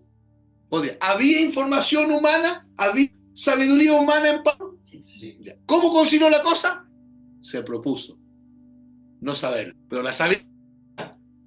El punto es que a la hora de tocar los temas trascendentales, se centró ¿en qué? Cristo crucificado. Y en el resto de su vida aplicó el conocimiento, las técnicas, lo que aprendió, los consejos de la mamá, lo que aprendió en el colegio, lo que aprendió con sus amigos, las enseñanzas de Bernabé, que fue el que lo formó. Pero en las cosas trascendentales, ¿cómo conciliar todo? Se propuso no saber cosa alguna. ¿Se entiende? Ese proponerse no es decir, no estudio nada. No, es decir, yo tengo que estudiar esto por mi carrera, pero esto está aquí y la verdad bíblica está aquí. Y para mí la verdad bíblica es la trascendental. En los temas que hay que... Por ejemplo, tú trabajas con niños, tú estás en un área compleja. Es complicado porque, por ejemplo, lo mismo de, por ejemplo, cómo disciplinar. Yo tomé, por ejemplo, una clase positiva que es como algo súper, que está como ahora, digamos, súper vigente. Y en muchas cosas se contraponen. ¿Cómo lo... Eso es... Ya solo lo... En el fondo ¿cómo lo hago? ¿O dejo de hacerlo? ¿Me olvido de eso? ¿No lo hago? Y ese punto que tocaste, por ejemplo, tiene que a ti abrazarte la revelación del principio bíblico. Mientras no te alcance esa revelación, tú vas a estar en esa disyuntiva entre el conocimiento que tienes de lo que la Biblia dice y el conocimiento de acá. Pero cuando esto deje de ser conocimiento, Vanessa, ese conocimiento, tú vas a naturalmente, espontáneamente. Hermano, por ejemplo, es bien burdo, pero me lo voy a entender. ¿Qué perro que mueva la cola? ¿Cómo lo hace? Porque es perro. Porque es perro. ¿Cierto? Ya. Al cristiano nadie le dice, vive esto de esta manera. Se lo dice la revelación naturalmente. Y todos esos puntos donde estamos conflictuados, porque tú estás conflictuada en eso y yo estoy conflictuado en otros. Y ella está conflictuada en otro, y tu mamá está conflictuada en otro, y Marco. Estamos todos conflictuados en otros puntos, donde necesitamos revelación. En todos esos puntos necesitamos revelación. Pero Vanessa, mientras no nos llegue la revelación, tenemos que saber si nosotros, que esto es lo que yo aprendí, lo que me enseñaron, y esta es la verdad bíblica. Yo me tengo que proponer que esto yo no lo sé. A la hora de tocar los temas trascendentales. Nada. Porque, por ejemplo, tú no le puedes decir a una mamá de tinieblas, disciplina a su hijo como Dios dice, porque esa persona está en tinieblas. Y además en los trabajos, bueno, ahora yo soy independiente, digamos, pero en los trabajos, por lo general, uno le hace firmar un contrato donde dice que no tiene que hablar de ni de su religión, ni de ningún tipo de religión. ¿Qué va a pasar por el camino? ¿Qué va a pasar por el camino? Yo conozco abogados cristianos que han tenido que dejar de ser abogados. Pero ¿quién los llevó a salir de ahí? La cruz. No fue que la gente le dijo, oye, salte, porque ser abogado no es bíblico. No. Ellos se dieron cuenta, llegó un momento que su conciencia no le permitió seguir ahí. Pero su conciencia atrapada por la revelación bíblica. ¿Se entiende, man? No por la presión del resto. Eso no sirve. Lo que yo dije de la Navidad. Yo no celebro la Navidad, no porque si todos la quieren celebrar, celebran. Yo nunca más la celebro porque me atrapó la revelación bíblica. Inclusive mañana puede que mi hijo aparezca. La Antonia siempre me dice, llega diciembre y dice, voy a armar un arbolito. Y capaz que en algún momento yo vea nietos con un arbolito y me va a dar tristeza. Pero a mí me atrapó la revelación bíblica. Y yo voy a vivir según esa convicción. Entonces, por ejemplo, Vane, ya tú estás cumpliendo un asunto profesional con una mamá de un niño y tienes que conducirte por los conductos académicos en los cuales tú fuiste enseñado. Pero en algún momento Dios te va a llevar a esa mujer, la va a sacar de ese plano y la va a traer al plano tuyo. Y en ese momento tú le vas a decir, ¿sabes? Usted necesita a Cristo. No es que todo lo que yo le he dicho está mal, pero usted necesita a Cristo. Por esto, por esto y por esto. Y eso va a cambiar toda la perspectiva de esa mujer. Ahí es donde tú te tienes que proponer no saber cosa alguna, sino que a Cristo ya está crucificado. Porque si yo quiero predicar a Cristo, pero quiero hacerlo rescatando algunas cosas de aquí, es ahí donde yo diluyo el asunto. ¿Se entiende, Vanessa?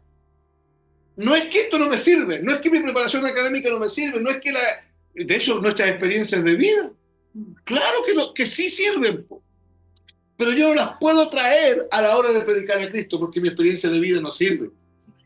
A nadie, me sirve a mí nomás. A la hora de predicar a Cristo yo tengo que hacer que yo no sé nada, es pasar por tonto.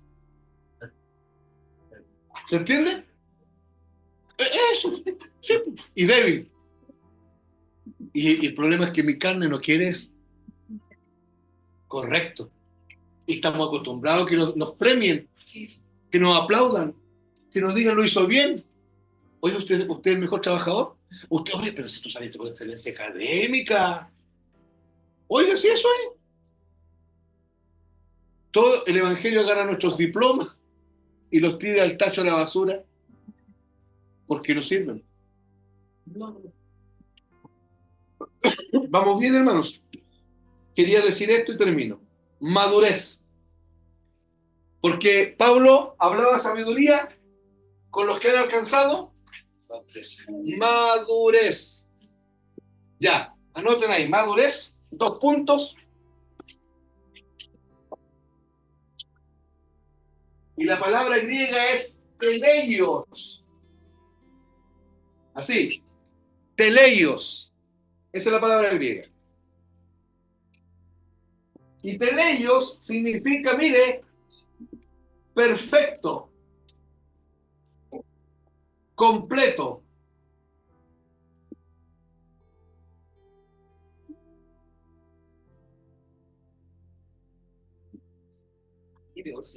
Queda complicada la cuestión, porque parece que alcanzar madurez es ser perfecto o estar completo.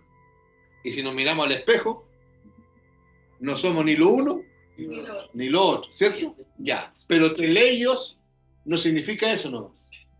Teleios significa también, anoten,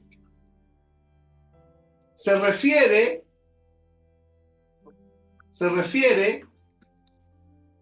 a una persona. Teleios se refiere a una persona que es miembro, mire, en pleno derecho de un grupo. Eso es teleios.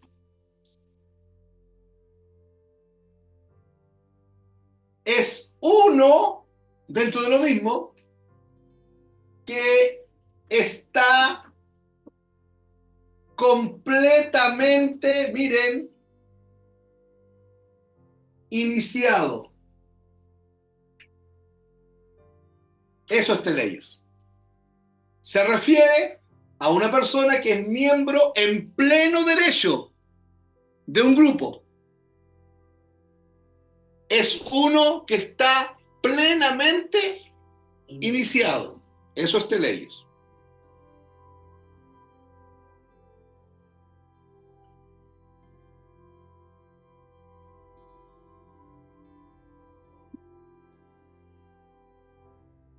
Entonces, cuando Pablo está hablando de teleios, no está apuntando a esto.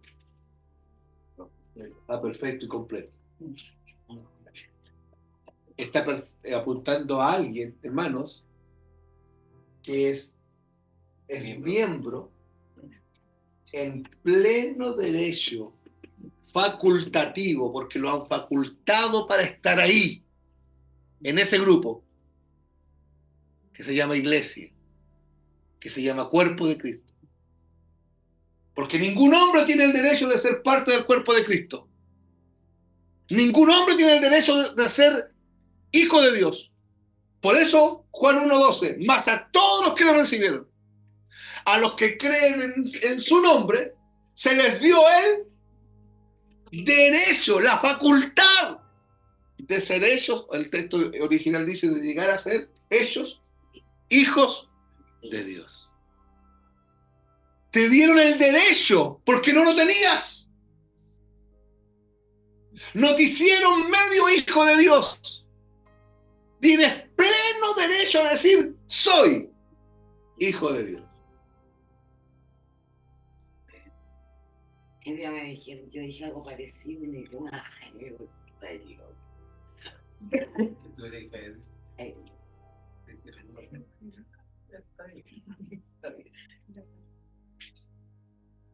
Es uno que está completamente iniciado. Escuche, es uno que está completamente iniciado. En Estados Unidos, no sé, aquí en Chile eso ocurre, pero en Estados Unidos se usan en las facultades académicas, se usan las iniciaciones. Llega los nuevitos que vienen de la secundaria a la U y entran a estudiar cierta carrera y pasan a formar parte de los delta, de los alfa, tienen nombre, y lo inician con una ceremonia y le hacen una cuestión bien fome para que... Es una ceremonia de iniciación. Una vez que pasan la ceremonia, están completamente iniciados. Entonces, ¿a qué se refiere Teleios? Anoten. Se refiere a una persona... no es lo mismo que nos estaba dictando. No, es otra cosa. O sea, Teleios, la palabra griega, ¿para qué? Para el perfecto completo. No, Ah, Pero era entonces, para la era una persona que persona. no. Para madurez. ¿Ya? Ah, Y teleios puede significar perfecto y completo, ¿de acuerdo? Puede significar eso. Pero también la concepción correcta es que se refiere a una persona que es miembro en pleno derecho de un grupo y uno que ha sido completamente iniciado. Entonces, cuando la Biblia habla de los que han alcanzado madurez, o sea, los que han alcanzado teleios, eso se está refiriendo a los que están redimidos.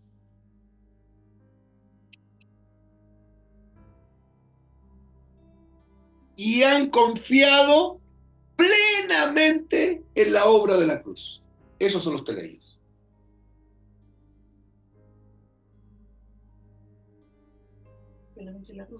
En la obra de la cruz. De eso está hablando Pablo. Entonces mi pregunta es, ¿alguien aquí es maduro? Lee la definición, Kiki. mi vida, po. ¿Qué hace? Entonces hay que abandonar.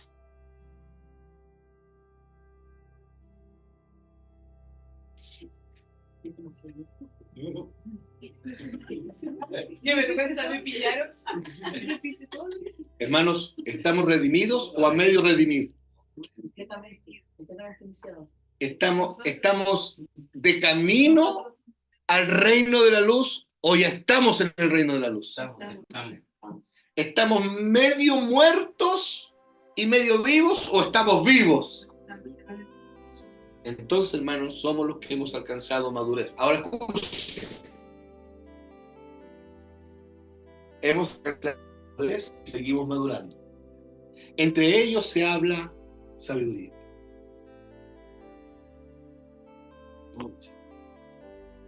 Porque cuando hablamos sabiduría entre los que no han pasado por aquí, se llenan de conocimiento.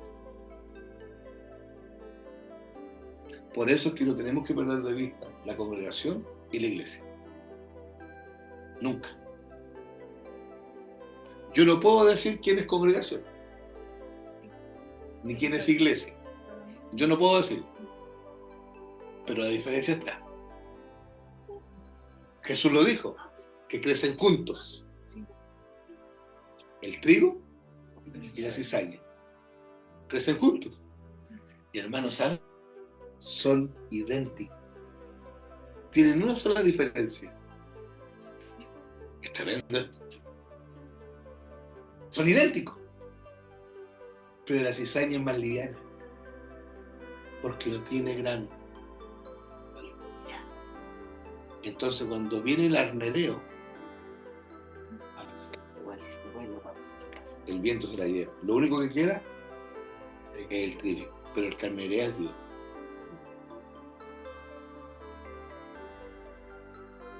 Ningún hombre puede hacerlo.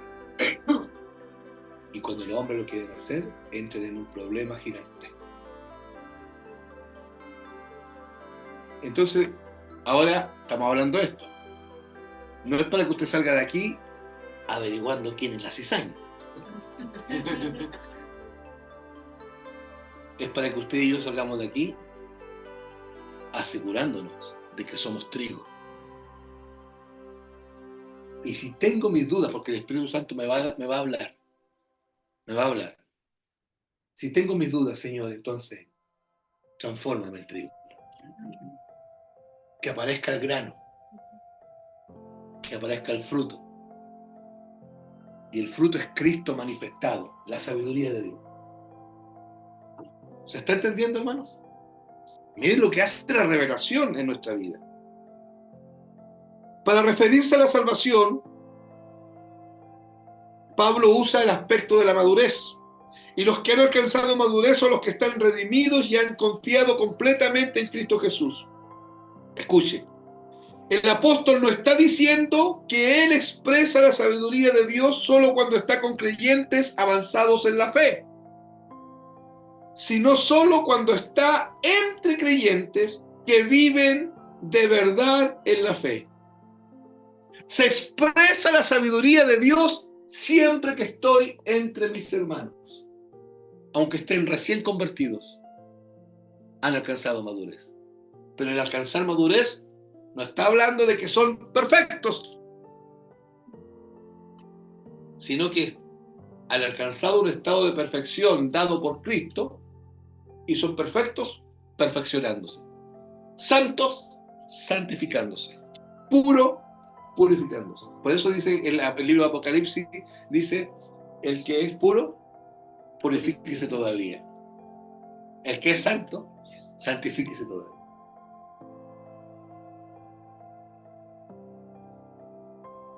Los verdaderos creyentes son los únicos entre los cuales el evangelio puede ser sabiduría.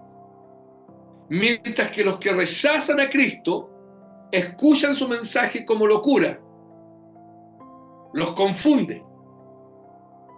Para ellos jamás será sabiduría, pero para los creyentes siempre el mensaje del evangelio será sabiduría. Pero hermano, si el mensaje del evangelio es sabiduría, yo voy a querer estar cada vez que se esté enseñando el mensaje del evangelio. Quiero que presten atención. El estar significa no el estar aquí. Significa estar aquí, con la cabeza aquí, con el espíritu aquí, con el alma aquí.